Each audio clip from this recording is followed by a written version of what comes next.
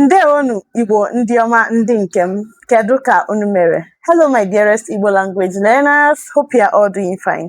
Hope you are still learning and practicing. So our word for today is the word old. Old. The word old in Igbo language means Ochie or Agadi. Old, Ochie or Agadi. Let me say it slowly. Ochie or Agadi. That is the word old in Igbo language. Ochie is mostly used for items, things, or objects, while Agadi talks about the aged, elderly, and mostly used for humans, living things. So you talk about old woman and old man, which is Agadi wine for a woman, Agadi nwoke for a man.